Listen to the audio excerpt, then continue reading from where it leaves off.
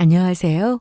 저는 30대 중반 여성으로 현재 혼자 살고 있습니다. 저는 한 번 결혼을 했으니 끝까지 가정을 지키고 싶었는데 남편의 외도를 제 힘으로 막을 수는 없더라고요. 사랑이 식어서 새로운 사람을 만난다는데 제가 놔줘야지 어쩌겠어요. 하지만 남편의 외도 상대는 제가 도저히 이해할 수 없는 사람이었습니다. 그 두 사람은 그게 사랑인 것처럼 착각하고 어떻게든 그 사랑을 이어가려고 했었는데 그로 인해 상처받을 사람은 한둘이 아니었기에 그 만남이 얼마나 위험한지 제가 똑똑히 알게 해주었습니다.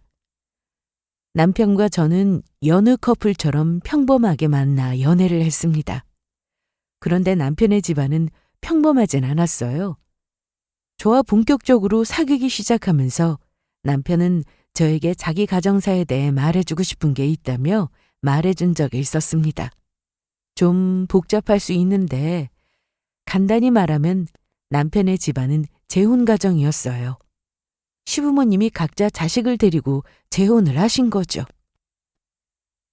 내 동생이랑 나는 애초에 성이 달랐어. 그럼, 맞아. 내 동생은 어머니 자식이지. 그때 자기도 어렸을 텐데 안 힘들었어? 왜 아니야. 많이 힘들었지. 그런데 아버지가 많이 무섭기도 하셨고 나 때문에 아버지가 좋아하는 사람하고 못 사시는 것도 말이 안 된다고 생각해서 받아들였어. 남편은 이런 얘기를 하며 표정이 어두워졌는데 제가 남편이었어도 그랬겠다 싶었습니다. 암튼 남편과 시동생은 엄연히 남남이지만 그래도 형제로 지내왔고 그럭저럭 잘 지낸다고 했습니다. 하지만 남편과 결혼하기 전 시댁에 몇 번 인사를 갔었는데 남편과 시동생 사이에는 제 눈에 그렇게 좋아 보이지 않았습니다. 저나 남편은 비슷한 수준의 서울에 있는 대학을 나왔고 남편이 저보다 좀 더 괜찮은 회사에 다니고 있는 상태였습니다. 그래서 굳이 연봉을 따지자면 저보단 남편이 돈을 좀 더 많이 벌었죠. 그런데 시동생의 스펙이 더 좋았습니다. S대를 나와 대기업 연구원으로 일하고 있었어요. 그리고 남편과 시동생의 차이는 서먹한 편이었지만 저와 시동생은 나름 사이가 괜찮았습니다. 제가 시댁에 처음 인사를 갔을 때부터 시동생은 저에게 아주 친절하게 대해주었거든요. 그래서 남편과 결혼하고도 시동생과 잘 지냈습니다. 하지만 남편과 시동생은 시간이 지날수록 조금씩 좋아지는 게 아니라 더 멀어졌습니다. 시댁에 무슨 행사라도 있으면 남편은 어떻게든 가지 않으려고 했습니다. 뭐해, 늦겠어. 당신만 가면 안 되겠지? 당연한 소리. 아버님 생신인데 당신이 안 가는 게 말이 돼? 나 아프다고 해라, 어? 얼른 일어나. 이날은 아버님 생신이었는데 남편은 꾀병까지 부리며 이불에서 나오려고 하지 않았습니다. 하지만 어떻게든 끌고는 시댁으로 갔습니다. 어머님은 저 힘들다고 음식하지 말고 외식을 하자고 했는데 밖에 나가면 남편보다 시동생이 더 형처럼 느껴졌어요. 당신도 좀 해. 내가 뭘? 남편은 식당에 나와서도 가만히 앉아서 아무것도 하지 않으려고 했습니다. 그러다 보니 시동생이 나서서 수저도 놓고 물도 따르고 부족한 음식은 직접 직원을 불러 요청을 하기도 했습니다. 누가 하든 아무 상관없는 일이었지만 남편은 자기 자리에서 말 한마디 안 하고 꽁하게 앉아 있었기 때문에 제가 다 민망했습니다. 나중에 물어보면 남편은 어색해서 그랬다고 하는데 나이가 어린 것도 아니고 부모님도 계시는데 좀 알아서 할 수 없냐고 하면 입이 쭉 나와서는 툴툴거리기만 했습니다. 벌써 계산됐다고요? 그럴 리가요. 누가 계산했어요? 저기 파란 조끼 입으신 분이요.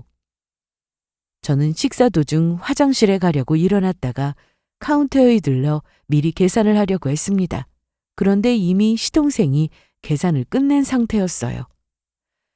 이날 아버님 생신 때문에 외식을 한 거라 저와 남편이 밥값을 내려고 했는데 시동생이 미리 계산을 해버려서 괜히 미안했습니다.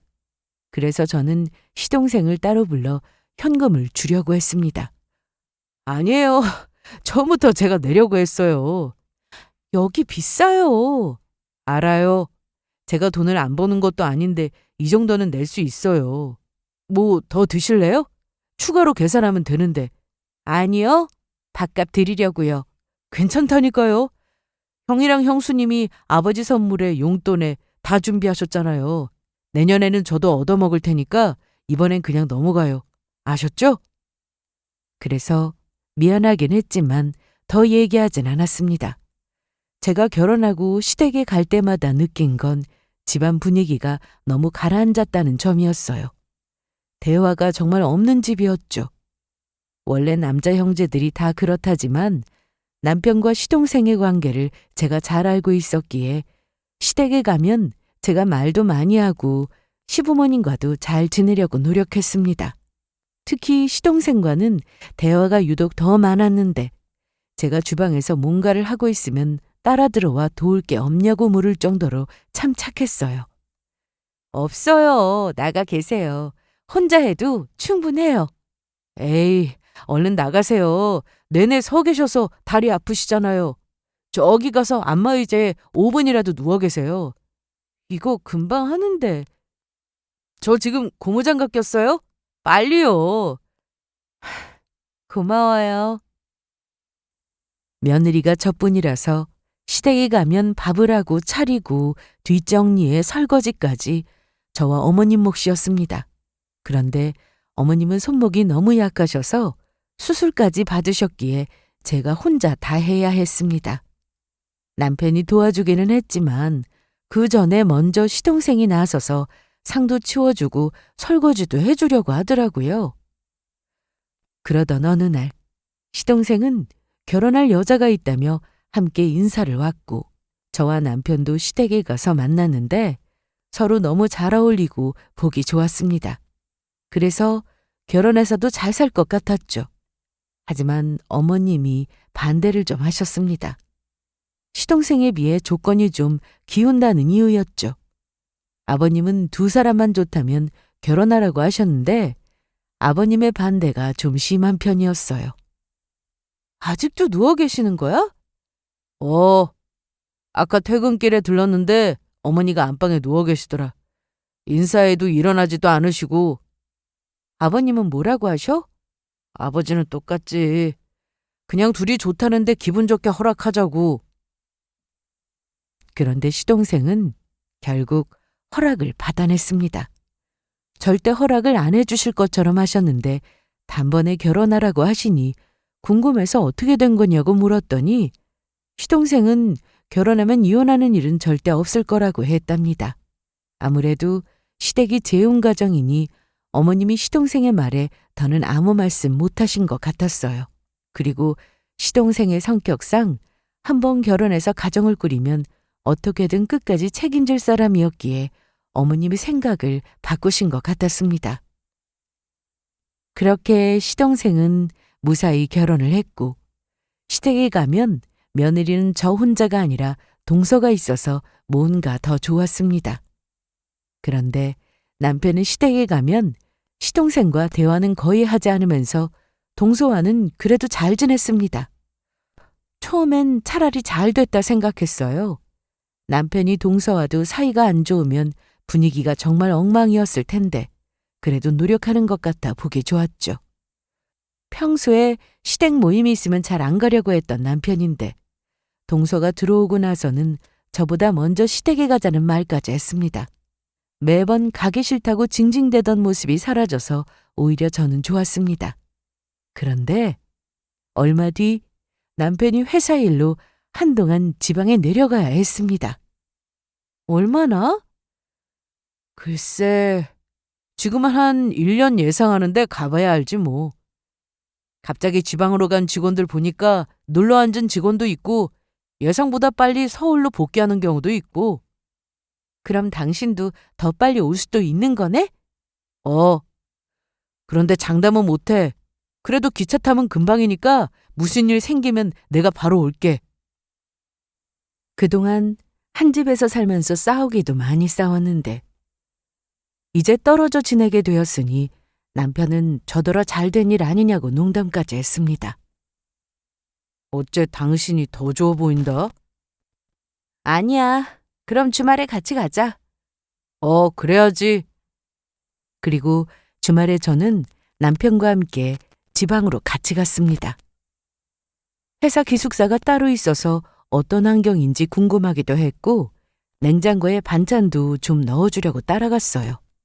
그런데 여럿이 같이 쓰는 공간이라 남편은 도착하자마자 투덜대기 바빴습니다.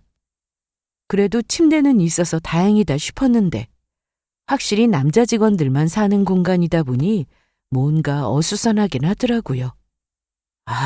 어떻게든 내가 빨리 서울로 가야지. 여기서 어떻게 1년을 사냐? 고생이다. 나 주말마다 올라갈 거야. 그 얘긴 지금 10번도 넘은 거 알지? 자기 나 없다고 혼자 놀러 다니고 그러면 안 된다. 왜 안 돼? 뭐? 농담이야. 내가 뭐 놀러 다니는 거 좋아해? 집순이인 거 당신도 잘 알면서. 그날 이후 저는 남편과 떨어져 지냈고 남편의 말처럼 금요일 저녁 아니면 토요일 아침에는 남편이 꼭 집으로 찾아왔습니다. 여보! 왔어? 그런데 옷이 이게 뭐야? 왜? 어제 세탁해 놓은 거 입고 온 건데. 냄새가 이상해. 가방 열어봐. 가지고 온 옷 전부 다 이런 거 아니야? 어머, 이거 세탁한 거 맞아? 남편 캐리어를 열었는데 남편 말로는 다 세탁한 옷이라 했지만 뭔가 냄새가 희한했습니다. 아무래도 거기 있는 직원들이 쓰는 세제가 다 달라서인지 냄새가 섞여서 뭔가 이상하더라고요. 그래서 저는 주말마다 남편의 옷을 챙겨오면 제일 먼저 세탁하기 바빴습니다. 그리고 일요일 저녁 때 옷을 잘 개어 가방에 넣어주고는 그렇게 또 주말복으로 살았죠. 평일에 남편이 집에 없으니 시댁에 가야 할 때면 저는 혼자 갔습니다. 시부모님과 사이가 나쁜 것도 아니고 잘 지냈기에 어려운 건 없었어요. 동서도 시댁에 오면 제 말을 잘 따라주는 편이었기에 큰 문제 없이 그렇게 살았습니다. 그런데 주말이면 꼭 집에 오던 남편은 그게 힘들었는지 주말 내내 저와 영상통화만 하기도 하고 아예 집에 오지 않는 날이 많았습니다. 한 번은 저더러 내려오라고 하기에 갔었는데 제가 머물 공간도 마땅치 않고 해서 당일 가장 늦은 기차를 타고 올라온 적도 있었습니다. 그래도 뭐 서운한 건 없었습니다. 오히려 남편이 지방에 가서 여러 직원들과 기숙사 생활을 하며 지내니 더 힘들겠다 생각하며 안쓰러운 마음이 컸으니까요. 대신 시댁 모임에는 남편이 어떻게든 참석하려고 했습니다. 제사가 있는 날이었는데 마침 토요일이어서 아침 일찍부터 시댁으로 향했습니다. 어머님, 저 왔어요. 그래 왔구나. 뭐 벌써 왔어. 천천히 와도 되는데. 그런데 벌써 시작하신 거예요? 그냥 천천히 하고 있었어. 동서는요? 뭐 오겠지. 이날 저는 어머님과 이런저런 얘기를 하며 제사 음식을 하고 있었습니다. 그런데 점심때가 좀 지나서 동서네가 도착했습니다. 죄송해요. 좀 늦었죠? 괜찮아요. 형님, 저도 같이 해요. 그래, 얼른 와. 그런데 아주버님은요? 이제 올 때 됐을걸? 남편은 지방에 내려간 뒤 초반엔 열심히 주말마다 집에 왔는데 오래 가지 못하고 귀찮다며 자주 오지 않았습니다. 그런데 시댁에 가야 하는 날이면 어떻게든 시간을 빼서라도 오길래 사람이 나이가 들면서 변한 건가 싶은 생각이 들었어요. 그런데 어머님이 사실 제사를 안 지내겠다고 해도 아무도 뭐라 할 사람이 없는데 아버님 요청대로 해주시는 거라서 남편도 당연히 가야 하는 거라고 하길래 그런가 보다 했습니다. 남편은 이날 좀 늦게 시댁에 도착했는데 그래도 오랜만에 얼굴을 보니 좋았습니다. 시댁은 아버님이 술을 좋아하십니다. 그리고 남편이 아버님을 닮았는지 술을 정말 잘 마셨죠. 하지만 저는 술을 한 잔만 마셔도 얼굴이 빨개지고 속이 안 좋아지는 사람이어서 남편과 연애를 할 때도 둘이 술을 마신 적은 거의 없었어요. 이날 아버님은 온 가족이 모인 게 기분이 좋으셨는지 제사를 지내고 저녁을 먹는데 술을 계속 드셨습니다. 시동생은 저와 비슷한 체질이라 술을 거의 안 마셨는데 아버님 말고 남편과 동서도 술을 엄청 마신 상태였어요. 그래서 이제 그만 마셔야 할 것 같아서 치우려는데 아이, 왜? 기분 좋은데. 나 아직 멀쩡해. 네, 맞아요, 형님. 오늘 아버님 기분도 좋으신 것 같은데 이런 날이 어디 흔해요? 동서나 남편이나 주량이 보통이 아니었습니다. 그렇게 마시고도 정신이 멀쩡한 걸 보고 놀랄 정도였죠. 여보, 술 더 없나? 다 마셨어. 그래? 그럼 맥주 마실까? 맥주도 없어. 내가 사올게. 형, 그냥 있어. 내가 사올 테니까. 아니야, 내가 마실 건데 내가 사와야지. 금방 다녀올게. 그런데 동서도 자리에서 일어나더니 너무 덥다며 바람도 쐴 겸 남편과 술을 사오겠다고 했습니다. 그래서 다녀오라고 하고는 저는 술상만 남겨두고 정리를 했습니다. 그리고 남편과 동서는 잠시 뒤 양손에 한가득 맥주를 사들고 와서 취할 때까지 술을 마셨습니다. 저희 집과 시댁은 거리가 멀지 않아 명절에도 잠은 꼭 집에 가서 자곤 했는데 이날은 남편이 술을 많이 마셔서 좀 취하기도 했고 남편 역시 오랜만에 시댁에서 자자고 하길래 그러기로 했습니다. 다음 날 아침에 일어났는데 어머님이 콩나물국을 해놓으셨더라고요. 그런데 과음하신 아버님도 아침 식사를 같이 했는데 남편과 동서만 일어나질 못했습니다. 형, 아직이에요? 네, 동서도요? 대자로 뻗어서 자네요. 배고프면 일어나겠죠? 그래서 어머니, 아버님, 그리고 저와 시동생 이렇게 아침을 먹었는데 다 먹어갈 때쯤 남편과 동서가 일어났습니다. 시부모님은 식사를 마치고 거실로 가셨고 시동생도 할 일이 있다며 방에서 노트북으로 일 좀 한다고 자리에서 일어났어요. 그래서 제가 남편과 동서의 밥을 차려주려고 하는데 여보는 가서 좀 쉬어. 어제 고생 많이 했잖아. 이것만 할게. 괜찮다니까. 반찬도 먹던 거라 다시 담아야 해. 뭐 어때? 없으면 없는 대로 있는 거 그대로 먹으면 되는 거지. 남편은 그렇게 저를 주방에서 내보낸 뒤 혼자 밥도 푸고 국도 담고 했습니다. 동서는 유독 정신을 차리지 못했는데 그러다 보니 남편이 동서 밥이랑 국까지 다 퍼서는 이것저것 챙겨주더라고요. 그리고 식사 후 두 사람은 설거지까지 나란히 서서 같이 하더니 술이 안 깬다며 시댁 근처에 있는 커피숍에 가서 커피를 사오겠다고 함께 나갔습니다. 물론 시부모님과 시동생 그리고 저한테 뭘 마실 건지 메뉴까지 받아 적고는 사온다고 하고 나갔죠. 잠시 뒤 커피를 사온 두 사람은 뭐가 그렇게 신나는지 서로 싱글벙글하며 들어왔습니다. 동서, 이제 머리 안 아파? 아까 밥 먹으면서 계속 머리 아프다고 했잖아. 괜찮아요. 형님, 여기 커피요. 고마워. 어제 너무 마셔서 술 안 깰 줄 알았는데 커피 마시니까 정신이 번쩍 드네. 이날 남편은 기차를 타야 해서 좀 일찍 서둘러 시댁에서 나왔는데 동서는 부쩍 서운해했습니다. 이렇게 가시면 또 언제 봐요? 뭐 또 모이면 되죠. 그게 어렵나요? 형, 기차 시간 늦겠다. 그러네. 어머니, 아버지, 저 그럼 가볼게요. 그래, 조심히 가. 도착하면 전화 줘. 걱정되니까. 네, 그럴게요. 그렇게 저는 남편과 역까지 같이 갔습니다. 당신 캐리어에 있던 옷 보니까 향이 달라진 것 같더라? 그게 저번에 당신이 냄새가 이상하다고 해서 세자 바꿨어. 그래? 그런데 어디서 많이 맡아본 냄새인데. 아, 맞다.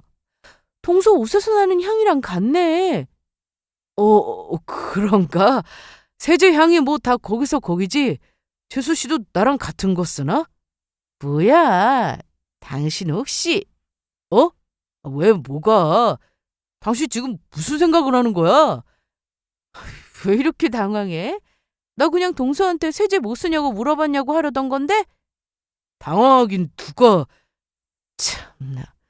그런데 당신 부쩍 동서랑 친해진 것 같더라? 잘 지내면 좋은 거지. 재수 씨랑 그런 말 안 하고 지낼까? 언제는 내가 경훈이랑 대화 없다고 말 좀 하라고 하더니 이제는 잘 지낸다고 뭐라고 하네? 나더러 어느 장단에 맞추라는 거야? 여보, 나 그냥 한 말인데 왜 이렇게 나를 세워? 몰라. 먼저 들어가. 곧 열차 들어오니까 혼자 있다 탈게. 사실 별 생각 없이 동서 얘기를 꺼낸 거였는데 남편은 당황한 얼굴을 하며 제 앞에서 저리 말을 했습니다. 그날 이후 저는 평소처럼 똑같이 지냈습니다. 남편은 피곤하다며 매주마다 집에 오진 않았는데 그래도 한 주 걸러오거나 전화통화는 거의 매일 했습니다. 그리고 남편이 안 오면 제가 반찬을 싸들고 내려가면 되었기에 남편에게 서운할 일도 사실 없었습니다. 그러던 어느 날 회사에서 일을 하고 있었는데 어머님이 우시면서 전화를 하셨습니다. 어머님, 무슨 일이세요? 왜 오세요? 네? 어떡하냐. 우리 경은이가 지금 수술실에 들어갔어. 그게 무슨 말씀이세요? 무슨 일인가 싶었는데 옆에 계시던 아버님이 전화를 받으시더니 자초지정을 설명해 주셨습니다. 시동생이 출장을 가던 중 고속도로에서 교통사고가 났다고 했습니다. 사고가 크게 나서 급히 병원으로 이송되어 수술을 받는 중이라고 했는데 시동생이 크게 다치기도 했고 인근 병원에서 수술을 거부하는 바람에 몇 군데 돌다가 뒤늦게 수술실에 들어간 거라 걱정이 크다고 하셨습니다. 그렇게 연락을 받은 뒤 바로 회사에 연차를 내고는 병원으로 향했습니다. 가는 길에 남편에게도 이 사실을 알렸고요.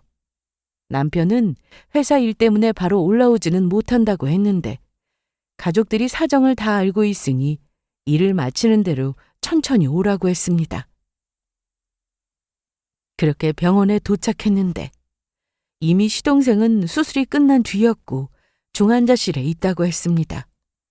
어머님 아버님은 병원 1층에 앉아 계셨고 바로 여쭤보니 지금 수술 끝나고 중환자실에 있다.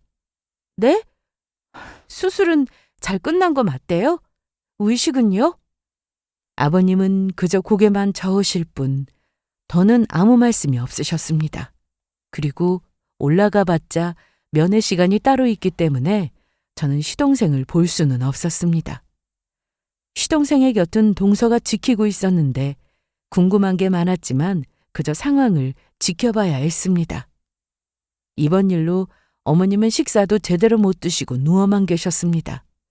병원에 가도 중환자실에 다 들어갈 수 없었기에 저희는 그저 기다려야만 했는데요. 저는 퇴근하고 시댁에 들러 어머님 아버님 식사를 챙겼습니다. 좀 드셔보세요. 어머님 좋아하시는 초밥 사왔어요. 그래, 잘했다. 여보, 좀 먹어봐요. 우리 아들은 병원에 저리 누워있는데 내가 어찌 밥을 먹어요. 차라리 내가 누워있어야 하는데. 어머님, 그런 말씀이 어디 있어요. 조금이라도 드세요. 네? 서방님 곧 깨어날 거니까 기운 내시고요. 정말 그렇겠지? 우리 경훈이 일어나겠지? 당연하죠. 그러니까 얼른 드세요. 나중에 일반 병실로 옮기게 되면 어머님 면회도 자주 가셔야 하는데 계속 이렇게 안 드시면 기운 없어서 면회도 못 가신다고요. 그래, 알았다. 다행히 어머님은 제 말에 식사를 조금씩 하셨습니다. 시동생은 여전히 중환자실에 있었는데 치료를 받는 동안 보호자 입실도 허용되지 않다 보니 동서는 병원에서 대기를 해야 했어요. 시동생이 여전히 의식이 없는 상태라서 병원에서는 언제 보호자를 찾을지 몰라 동서는 바로 돌아오더라도 매일같이 병원에 간다고 했습니다. 시모는 이런 동서를 보고 고생한다며 반찬을 해서는 저한테 대신 전해주라고 하셨습니다. 큰애야, 미안하다. 너도 바쁠 텐데. 무슨 그런 말씀을 하세요. 저도 어머니 며느리인데 당연히 해야죠. 고맙다. 이거는 너 먹으라고 한 거니까 가져가서 냉장고에 넣고 이건 둘째 갖다 줘. 병원 가면 밥도 매번 사 먹어야 할 텐데 도시락 직접 싼 거니까 먹으라고 해라. 네, 걱정 마세요. 제가 전달 잘할게요. 그래서 이날 저는 동서를 만나러 병원으로 향했습니다. 아직은 옆에서 병간호를 직접 하지 않아도 되었지만 그래도 매일 병원을 가는 게 보통 일은 아니고 동서가 현재 어떤 심정일지 상상조차 되지 않을 정도로 힘든 상황이라는 건 누구보다 잘 알고 있어서 뭐든 해주고 싶었습니다. 그렇게 로비에서 동서를 만났는데 생각보다 동서는 밝은 모습이었습니다. 동서! 형님 오셨어요? 뭐하러 오세요? 힘들게. 이거 받아. 어머님이 도시락 싸신 거야. 아, 네. 그런데 앞으로는 이런 심부름 하지 마세요. 어? 저 사실 어머님 음식 입에 안 맞거든요. 그래도 성의를 봐서 먹어. 네, 뭐 그럴게요. 서방님은 좀 어때? 저도 잘 몰라요. 저번에 한번 들어가서 봤는데 의식이 없으니 제가 옆에 있는 것도 모르더라고요. 처음에는 보호자 상주가 필요 없다더니 이제는 대기하라고 하네요. 아, 이것도 못할 짓이네요. 뭐? 아니요. 힘들다고요. 그런데 동서는 말은 힘들다고 했지만 얼굴은 전혀 그렇게 보이지 않았습니다. 자기 남편이 생사를 오가는데 그저 귀찮다는 표정을 하고 있었거든요. 좀 이상하긴 했는데 어머님 심부름도 했고 화장실만 잠깐 들렀다가 갈 생각이었어요. 그렇게 볼일을 보고 나와서는 동서한테 그만 가보겠다고 말하려는데 기둥 뒤쪽에서 누군가와 한참 통화를 하고 있었습니다. 제가 뒤에 서 있는데도 동서는 눈치채지 못할 정도로 누군가와 통화를 하느라 정신이 없었습니다. 그런데 통화 내용이 좀 듣기가 그렇더라고요. 힘들긴. 괜찮아? 심심할 것도 없다니까. 여기 와서 종일 핸드폰만 하는 거지 뭐. 아참, 내가 알아보니까 10억이래. 10억 나온대. 그래, 장난 아니지. 이게 웬 떡이냐고. 완전 땡 잡았어. 보험금 10억이 나오다니. 알았어. 조금만 기다려. 금방 갈게. 저는 뒤에서 동서가 말하는 걸 듣고 놀랄 수밖에 없었습니다. 10억이라는 돈 얘기는 지금 중환자실에 누워있는 시동생의 보험금이었습니다. 보험 처리가 필요하니 돈 얘기야 할 수는 있는 건데 이게 한두 푼도 아니고 10억이라는 큰 돈은 사망해야 나오는 돈이었어요. 그런 얘기를 하는데 웃으면서 말하는 동서를 보고 온몸에 소름이 끼쳤습니다. 저는 급히 다시 화장실 쪽으로 갔다가 나와서는 동서가 통화하는 걸 전혀 못 들은 척하며 그만 가보겠다고 말하려는데 동서! 나 이제 그만. 형님, 저도 이제 가보려고요. 벌써? 대기해야 하는 거 아니야? 보통 이 시간까지 연락 없으면 아무 일 없는 거더라고요.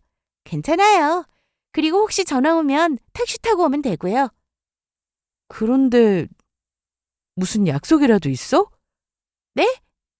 네, 누구 좀 만나려고요. 그래, 알았어. 그럼 가봐. 네, 형님도 조심히 가세요. 그렇게 동서는 가방을 챙기더니 먼저 나갔는데 병원 앞에서 택시를 호출한 것 같았습니다. 그래서 저는 급하게 차를 빼서는 동서가 탄 택시를 쫓아갔어요.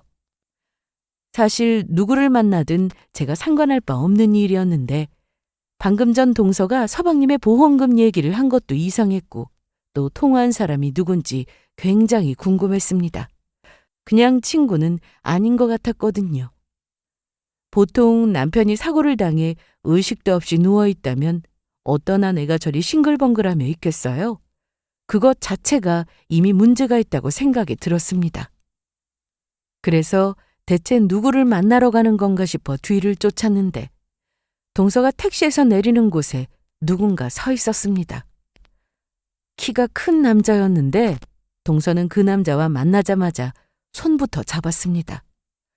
누가 보면 연인 사이로 볼 정도로 사이가 애틋해 보였는데 남자는 모자를 눌러 쓰고 있어 얼굴이 잘 보이지 않았지만 저는 누군지 단번에 알아봤습니다.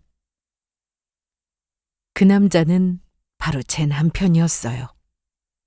병원에서 의식도 없이 누워있는 자기 남편을 두고 바람난 것도 기가 막힐 노릇이었는데 그 상대가 제 남편이라니 이건 무슨 막장 드라마도 아니고 대체 무슨 일인가 싶었습니다. 이날 저는 두 사람이 손을 잡고 다정하게 카페로 들어가는 모습을 보고는 눈이 뒤집혀 당장 쫓아 들어갈 뻔했습니다. 하지만 겨우 마음을 다잡고 길 건너에 주차를 했습니다. 두 사람이 들어간 카페는 통창으로 되어 있었는데 2층으로 올라가더니 창가 쪽 자리에 마주보고 앉아 웃으면서 얘기를 하더라고요. 아무리 그래도 이건 아니다 싶었습니다. 그래서 저는 아무렇지 않은 척하며 남편에게 전화를 걸었어요. 어디야? 나 회사지. 일하고 있는데 왜? 그런데 음악 소리가 들리는 것 같네? 무슨 소리야? 나 바빠. 이따 전화할게. 남편은 그렇게 급하게 제 전화를 끊었는데 두 사람은 여전히 웃으면서 서로를 마주보고 있었습니다. 이날 제가 받은 충격은 정말 너무나도 컸습니다. 집으로 돌아와 정신을 차리고 보니 이 사실을 시부모님께서 아셨을 때 얼마나 큰 충격을 받으실까 싶더라고요. 거기다 서방님이 나중에 의식이 돌아와 이걸 알게 된다면 그때 일은 상상도 하고 싶지 않았습니다. 무엇보다 시동생은 저와 평소 너무나도 잘 지냈고 대화도 잘 통했기에 이번 사고가 너무 가슴이 아팠는데 동서가 바람까지 피우고 있으니 더 짠한 마음이 들었습니다. 그리고 꼭 시동생이 아니더라도 저는 제 남편이 저러고 다니는 것을 절대 용서할 수 없었습니다. 그래서 그날 이후 저는 두 사람이 대체 언제부터 그런 사이가 됐는지 알아보기 시작했습니다. 그걸 알기 위해 무작정 남편을 만나 지방으로 내려갔습니다. 남편은 원래 회사 기숙사에서 다른 직원들과 같이 생활했는데 단체 생활이 불편하다고 해서 얼마 뒤 회사 근처에 작은 평수에 원룸을 하나 얻었습니다. 혼자 살면서 저는 더 자주 남편을 챙기며 살았고 주말에 남편이 오지 않으면 제가 내려가곤 했기에 남편의 외도는 생각조차 하지 않고 지냈습니다. 보통 제가 남편을 보러 가는 날은 금요일 퇴근 후나 토요일 오전이었는데 이날은 평일이라 회사에 연차를 쓰고 남편에게 말도 없이 찾아갔습니다. 현관 비번도 알고 있었기에 문을 열고 들어갔는데 남편은 회사에 있을 시간이라 빈집이었어요. 그런데 집이 너무나도 깔끔했습니다. 마치 누가 살림을 대신 해주는 것처럼 보였죠. 그리고 이날 저는 어떻게 증거를 찾아내야 하는지 막막했는데 너무나도 쉽게 증거를 모을 수 있었어요. 남편이 평소 쓰던 노트북이 테이블 위에 올려져 있었는데 열어보니 톡이 로그인되어 있었습니다. 그걸 보고 이거다 싶었죠. 그래서 저는 고민할 것도 없이 바로 메시지부터 확인했습니다. 그리고 그 안에서 그동안 동서와 남편의 관계에 대해 정확히 알게 되었습니다. 저도 시동생의 연락처를 알고 있듯이 남편도 동서의 연락처를 알고 있는 것까지는 괜찮았습니다. 그런데 동서가 먼저 남편에게 메시지를 보냈더라고요. 그때까지만 해도 남편은 동서에게 별다른 감정이 없는 듯 보였으나 이날 이후로 동서가 남편에게 거의 매일 톡을 보냈습니다. 내용은 별거 없었어요. 아주버님, 아침은 드셨어요? 네, 그럼요. 지영 씨가 아침은 꼭 챙겨주거든요. 네. 그럼 오늘 하루도 화이팅 하세요. 거의 이런 식의 내용이었습니다. 주고받은 내용이 조금씩 달라지기 시작한 건 두 사람이 단둘이 술을 마신 날 이후였습니다. 저도 이건 전혀 모르고 있었는데 남편이 지방에서 한동안 일을 해야 한다고 했을 때 우울하다며 남편이 먼저 동서에게 연락을 했더라고요. 메시지를 보낸 시간을 보니 밤 10시가 넘은 시간이었는데 이날 저는 남편이 부서 사람들하고 회식을 한다고 해서 그렇게 알고 있었습니다. 그런데 회식을 한 건 맞았습니다. 다만 부서 사람들과 간단히 식사만 하고 헤어졌고 2차는 동서를 만난 거였죠. 동서 주량이 남편과 비슷한 건 결혼 초부터 알고 있었는데 이날 두 사람은 새벽까지 술을 마셨더라고요. 그리고 이날 이후 남편은 동서에게 연락을 먼저 하는 건 물론 더 많이 했고 메시지의 내용도 전과는 완전히 달랐습니다. 동서는 남편이 집을 따로 얻게 되면서 가끔 집에 들러 둘이 시간을 보낸 것도 메시지를 통해 알 수 있었는데요. 제가 더 충격을 받았던 건 사진과 영상이었습니다. 이미 서로 주고받은 내용만으로도 두 사람의 관계를 짐작할 수 있었는데 영원히 들키지 않을 줄 알았는지 두 사람은 만나기만 하면 서로 사진을 찍고 영상도 찍어서는 주고받고 했습니다. 저는 이날 남편을 보고 갈까 하다가 퇴근 시간이 되기 전에 부랴부랴 집으로 돌아왔습니다. 그리고 이제 어떻게 해야 하나 고민이 됐습니다. 시동생은 저렇게 병원에 누워있는데 이 상황에 다 폭로하는 게 맞는 건지 아니면 때를 기다려야 하는지 모르겠더라고요. 어머님은 가뜩이나 심장까지 약하셔서 시동생이 사고를 당했다고 했을 때 기절도 한 번 하셨던지라 아직은 때가 아니다 싶었습니다. 그리고 증거도 뭔가 충분하지 않았고요. 제가 이 사실을 모르는 줄 알고 있던 남편과 동서는 계속해서 만남을 이어갔습니다. 이날 이후 몇 번이나 더 남편 몰래 집으로 찾아가 노트북에서 두 사람이 나눈 대화 내용을 계속 확인했거든요. 저도 회사를 다녀야 했기에 이게 참 힘들었습니다. 그래도 이건 절대로 그냥 넘어가서는 안 되는 일이었기에 힘들어도 했어요. 그리고 어머님 식사 때문에 시댁에 갔다가 놀라운 사실도 하나 알게 되었습니다. 어머님, 저 왔어요. 그래. 안 와도 된다니까. 요즘 식사는 하세요? 잘 먹고 있어. 안 그래도 방금 둘째 다녀갔다. 동서가요? 내가 우리 경훈이 상태가 어떤지 궁금해서 오라고 불렀거든. 그런데 벌써 갔어요? 병원에서 호출이 와서 급하게 나갔어. 그런데 다시 올 거다. 네? 너무 급하게 나가서 핸드폰을 현관 바닥에 두고 나갔더라고.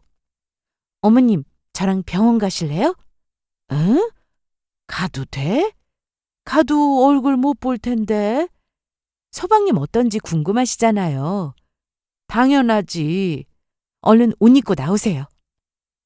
저는 이날 어머님을 모시고 병원으로 향했습니다. 그리고 도착 후 대기실로 갔더니 동서가 있었는데 제가 어머님과 같이 오니 놀란 표정이었습니다. 아니, 어떻게 두 분 같이 오세요? 시댁에 갔다가 동서 얘기 듣고 어머님 모시고 왔어. 우리 경훈이 어떻다고 하니 차도가 있대? 호출한 건 이번이 처음이었잖아. 내가 궁금해서 참을 수가 있었어야지. 참, 여기 네 핸드폰 가지고 왔다. 네, 감사합니다. 그런데 차도가 있는 건 아니고 갑자기 발작이 와서 호출한 거였어요. 아, 아니 우리 경훈이 지금 어떠냐? 똑같아요. 그동안 병원에서는 아무 차도가 없어서 부정적인 얘기만 했는데 동서가 급히 병원으로 가서 혹시나 하는 마음으로 갔더니 역시나 달라진 건 없다고 했습니다. 그 얘기를 들은 어머님은 눈물까지 흘리셨는데 동서는 전혀 슬픈 표정이 아니었습니다. 저는 이유를 알고 있었죠. 암튼 이날 집에 가기 전 담당 의사 선생님을 만나 잠깐이긴 했지만 시동생의 상태에 대해 들을 수 있었습니다. 아직은 뭐라 말씀드리기 조심스럽습니다. 위험한 고비를 넘기긴 했는데 의식이 돌아오는 게 중요해요. 일단 좀 더 지켜봅시다. 네, 잘 좀 부탁드립니다, 선생님. 동서는 애써 웃어 보이며 저와 어머님을 배웅했어요. 그런데 며칠 뒤 남편이 연락도 없이 집에 왔습니다. 그리고 저에게 이혼 얘기를 꺼냈습니다. 뭐라고? 뭘 하자고? 이혼하자고. 왜? 여자 생겼니? 남편은 사랑이 식은 것 같다고 했어요.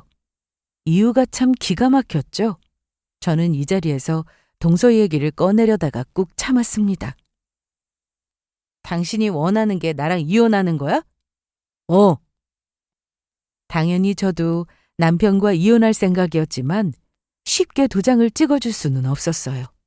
그래서 저는 시간을 좀 달라고 했습니다. 그 사이 저는 몇 번 더 남편의 집에 가서 두 사람의 대화 내용을 확인했어요. 최근 둘이 나눈 메시지를 보았는데 정말 악마 같았습니다. 자기 남편은 생사를 오가는데 저리 좋을까 싶더라고요. 그런데 며칠 뒤 병원에서 전화가 왔습니다. 저는 전화를 받고는 급히 병원으로 갔는데 시동생이 의식이 돌아왔습니다. 저 누군지 알겠어요? 말하기 힘들면 눈만 깜빡여도 돼요. 세상에, 나 알아보는구나. 어떡해. 병원에서는 자가호흡도 가능한 상태이고 의식도 돌아왔으니 곧 일반 병실로 옮기자는 얘기를 했습니다. 그래서 이 소식을 시부모님께 알렸어요. 하지만 동서와 남편은 둘 다 핸드폰이 꺼져 있어서 알릴 수가 없었습니다. 저는 저녁 늦은 시간까지 병원 대기실에 앉아 있었는데 동서와 남편에게 연락이 온 건 다음 날 아침이었습니다. 두 사람 모두 병원으로 온다길래 저는 시댁으로 오라고 했습니다. 그리고 병원에는 잠시 집에 다녀온다고 하고 저도 시댁으로 향했습니다. 우리 경훈이가 정말 정신이 돌아왔어? 네, 제가 확인했어요. 며칠 내로 일반 병실로 옮긴다고 하니까 걱정 마세요. 다행이다. 정말 다행이야. 내가 지금 가도 우리 경훈이는 못 보는 거지? 네, 며칠만 기다려 보세요. 그런데 시댁에 한참이 있어도 두 사람이 오지 않았습니다. 그런데 왜 이렇게 안 오지? 누가 오냐? 동서가 오기로 했거든요. 민준 씨도 불렀고요. 저 잠깐 나갔다 올게요. 저는 이미 도착하고도 남을 시간이라 밖에 나가봤는데 호랑이도 제 말하면 온다더니 지하 주차장과 연결된 입구에서 두 사람이 같이 나오는 게 보였습니다. 시댁은 오래된 아파트라 지하 주차장에서 계단으로 걸어 올라와야 했어요. 암튼 거리가 좀 있었고 해가 지고 저녁 시간이라 남편은 저를 보지 못했는데 두 사람은 시댁 아파트까지 와서 여전히 손을 잡고 있었습니다. 이 와중에도 정신 못 차리고 여전히 저러고 있으니 정말 답이 없다 싶었어요. 급하게 저는 먼저 시댁으로 올라갔고 몇 분 뒤 두 사람이 시댁으로 들어왔습니다. 아니, 어째 같이 들어와? 앞에서 우연히 만났어요. 네, 어머님. 입구에서 딱 마주쳐가지고. 그런데 동서는 어제 왜 그렇게 연락이 안 됐어? 그게... 맞다. 제가 몸살이 났는데 약 먹고 잠이 들었어요. 깨보니까 배터리도 나갔더라고요. 아유, 우리 둘째가 몸살이 날만도 하지. 그간 병원에서 지내느라 얼마나 고생이 많았어. 아니에요. 다 제가 할 일인데요. 앞으로 우리 경은이 병수발 들어야 할 텐데 내가 너가 해달라는 건 다 해주마. 재산 달라면 이깟 돈도 다 주마. 이날 동서는 어머님을 끌어안고는 엉엉 울었습니다. 딱 봐도 가짜 울음이었죠. 하지만 어머님은 동서에게 고맙다고 하셨는데 남편 역시 그 옆에서 같이 부둥켜 안고는 눈물 한 방울 흘리지 않으면서 우는 소리를 냈습니다. 하지만 저는 더는 들어줄 수 없었습니다. 정말 못 들어주겠다. 동서! 연기를 했으면 벌써 대상 받고도 남았겠어. 네? 형님, 그게 무슨 말씀이세요? 그건 네가 더 잘 알잖아. 어디 뻔뻔하게 끝까지 거짓말이야? 당신 왜 그래?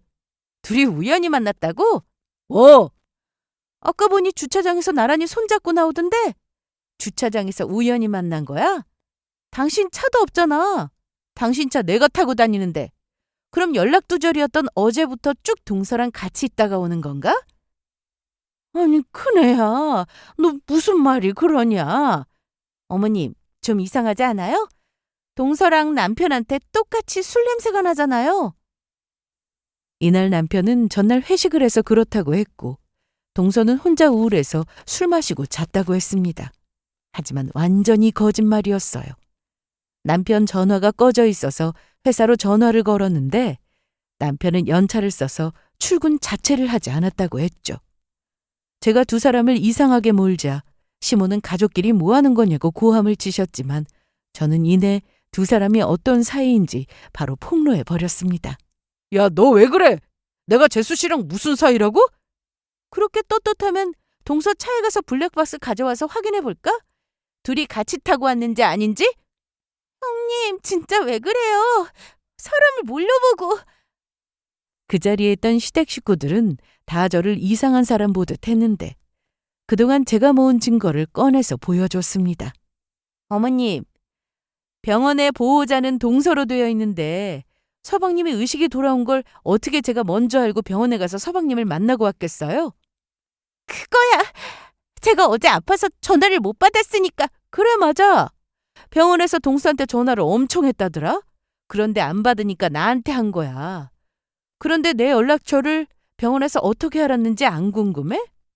동서 네가 하도 자리에 있지 않고 전화하면 멀리 있다고 하니까 저번에 간호사 선생님이 나한테 그러더라. 보호자분 자리에 좀 있게 해달라고. 그래서 혹시 모르니까 내 연락처 남기고 갈 테니 급한 일 있으면 전화 달라고 했어. 어머님, 동서가 툭 하면 자리 비우고 어디 갔을까요? 그거야 뭐 씻으러 갔거나 볼 일 있어서 집에 갔겠지. 아니요. 제 남편 만나러 갔어요. 뭐? 이날 시모와 시부는 제가 꺼낸 사진과 메시지를 프린트한 내용을 보고는 크게 놀라셨습니다. 다른 사람도 아니고 남편과 동서가 서로 눈 맞은 사실에 어머님은 정말 크게 분노하셨어요. 거기다 동서가 시동생이 혹시라도 잘못되면 나온다는 보험금 10억에 대해 욕심내고 있었다는 것도 알려지자 시댁은 한바탕 난리가 났습니다. 너 이 자식, 이게 지금 무슨 짓이야? 어? 아버지, 일단 놓고 말씀하세요. 네? 정신 나간 놈 같으니라고. 넌 내 자식 아니다. 당장 나가! 이날 두 사람의 관계가 밝혀지자 시부가 남편의 멱살을 잡았고 동서는 도망치려 했습니다. 그래, 나 같아도 쪽팔려서 여긴 더 못 있지. 그런데 갈 곳은 있어? 아, 친정 가려고? 기다려. 친정 부모님도 이 사실 곧 알게 되실 거니까. 형님, 잘못했어요. 네. 다신 안 그럴게요. 안 만날게요. 글쎄, 서방님이 과연 용서해 줄까? 아참, 그리고 내가 한 가지 말 안 한 게 있는데 저는 이날 한 가지 중요한 사실도 말했습니다. 제가 두 사람의 관계를 알고 뒷조사를 하면서 알게 된 사실이었는데 시동생이 세상을 떠나면 보험금을 받아 동서와 남편은 새 출발을 하려고 했습니다. 남편이 사는 집에 가서 노트북으로 확인한 내용이었는데 동서는 완전히 다른 생각을 하고 있었습니다. 얼마 전 시댁에 동서가 폰을 두고 간 날 제가 어머님을 모시고 병원에 간 적이 있었는데 그날 어머님이 준비를 하는 동안 제가 그 사이 동서의 폰을 봤습니다. 그리고 그 안에서 동서는 남편과 새 출발이 아니라 보험금만 가지고 튈 생각을 하고 있다는 걸 알게 되었죠. 그래서 이 내용을 그대로 시댁에서 다 말했습니다. 이 말에 남편은 동서의 이름까지 부르며 갑자기 화를 냈습니다. 야, 박은지, 너 뭐야? 그거 사실이야? 동서는 끝까지 입을 꼭 다물고 있었는데 남편은 아버님에게 멱살까지 잡힌 상황에서 동서를 향해 있는 욕 없는 욕을 다 했습니다. 여보, 지영아, 나 속은 거야. 뭐? 재수 씨, 아니, 쟤한테 나 속은 거라고. 말이 되는 소리래. 그리고 당신이 나한테 요구한 대로 이혼하자. 뭐? 아니, 내가 생각을 해봤는데 이게 무슨 소리야? 이혼? 네가 뭘 잘했다고 이혼을 요구해? 아버님, 민주 씨가 얼마 전에 저한테 이혼을 하자고 했습니다. 아니요, 아버지. 제가 그때 잠깐 돌았었나 봐요. 지영아, 그거 다시 생각해보자. 어? 왜? 서방님이 곧 깨어날 것 같으니 나랑 이혼하면 안 될 것 같아? 아니, 그게 아니라. 이날 남편은 아버님에게 많이 맞았고 동서는 도망치듯 나갔습니다. 며칠 뒤 시동생은 몸 상태가 좋아져서 일반 병실로 옮겼습니다. 하지만 면회는 한 명씩 가능했기에 시부모님과 저 이렇게 돌아가면서 면회를 했습니다. 그리고 저는 남편에게 이혼 소송을, 상간녀에게는 상간녀 소송을 걸었습니다. 동서는 계획이 틀어지니 어떻게든 용서를 구하려 했지만 시모는 절대 안 된다며 거절하셨어요. 저 역시 두 사람을 절대 용서할 수 없었기에 끝까지 소송을 해서 남편과는 이혼하고 판결문까지 받아냈습니다. 더는 병원에 갈 이유가 없어졌지만 그래도 시동생과 사이가 좋았었기에 궁금해서 면회를 간 적이 있습니다. 다행히 많이 회복을 했더라고요. 그리고 최근에 두 사람의 얘기를 전해 들었다고 했습니다. 아무래도 어머님은 시동생의 충격을 받을 것 같아 이제야 말씀을 하신 거였는데 시동생은 이혼을 한다고 했습니다. 그리고 더는 묻지 않았어요. 빨리 좋아져서 퇴원하길 바란다는 말을 남기고 돌아왔습니다. 전 남편은 저와 이혼을 하고도 저를 여러 번 찾아왔었습니다. 서울로 다시 복귀했다며 용서해달라고 빌기까지 했죠. 사랑이 식어서 새로운 사람을 만나고 싶다며? 그거 다 헛소리였어. 어디 가서 말도 못해? 어디 바람 피울 사람이 없어서 동서랑. 아니, 재수씨. 아니, 뭐라고 해야지? 암튼 그 여자 이혼당하고 우리 집에 완전히 나갈 거야. 야, 네 앞가림이나 해. 난 잘하고 있어. 그래? 아버님이 너 호적에서 파버린다고 하시던데? 뭐? 가서 잘 알아봐. 그리고 이렇게 빌어도 소용없어. 난 너 같은 인간 다시는 보고 싶지 않으니까. 가서 네 새로운 사랑이나 찾으러 가봐. 들리는 얘기로는 전 남편은 정말 아버님이 내쳤다고 해서 전 시댁에 발도 못 붙인다고 했고 전 동서 역시 이혼당하고 재산분할도 못 받고 쫓겨났다고 했습니다. 전 동서의 친정에서도 집안 망신이라며 오지 말라고 했다는데 둘이 만나면 참 잘 어울리겠다 싶더라고요.